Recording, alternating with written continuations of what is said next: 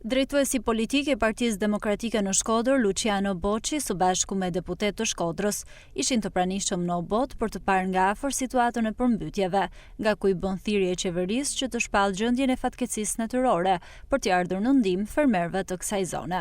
Këto raportime duan të shmangin përgjegjësitë në fakt të bashkisë, e cila nuk ka qenë prezent për gjatë një jave të tërë, ka ardhur ka bërë atë paradën e zakonshme. Dje ka shpërndarë ca pako ushqimore në oblik dhe këtu e ka përfunduar atë shërbimin që duhet japim. Ndërkohë që njoftohemi që dhe ujësjellsi nuk funksionon në obligës dhe nuk ka asnjë ndërhyrje nga ana e bashkisë. Nuk është një kërkesë e rastit që vjen vetëm nga Partia Demokratike, kjo kërkesë vjen nga banorët. Pra detyrë që ka edhe pushteti lokal dhe qendror, ata duhet t'i përgjigjen.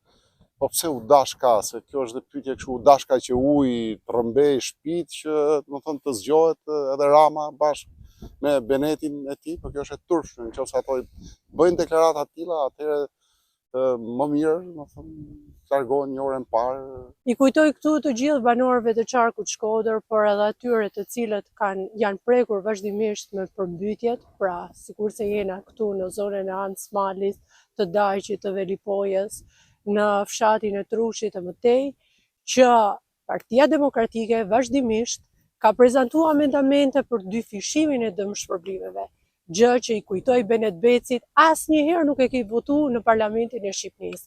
Dhe sot ai mosvotim reflekton me mosveprimin e tij në terren dhe kena një mungesë të theksuar të institucioneve të pushtetit vendor që është i munguar tashmë dhe nuk vjen pranë banorëve që t'i gjendet në këtë ditë të hallit që ndodhen sot.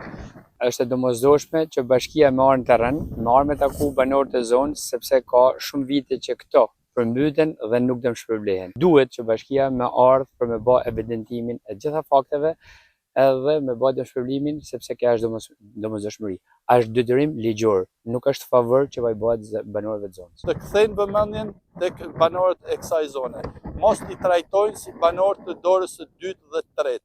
Ti garantojnë atyre e para sigurimin e pronave dhe të gjës së gjallë dhe aq më tepër asaj që është më kryesorja garantimin e jetës dhe shëndetit të banorëve të këtyre zonave, por nga ana tjetër të marrin masa edhe për dëmshpërblimin në të ardhmen. Përfaqësuesit e Partisë Demokratike takuan disa nga banorët e Obotit dhe Muriçanit, nga ku theksuan se shteti është inekzistent për këto zona dhe shpallja e gjendjes së fatkeqësisë natyrore do t'i hapte dritë njëshile banorëve që tu dëmshpërblehej dëmi shkaktuar nga përmbytjet.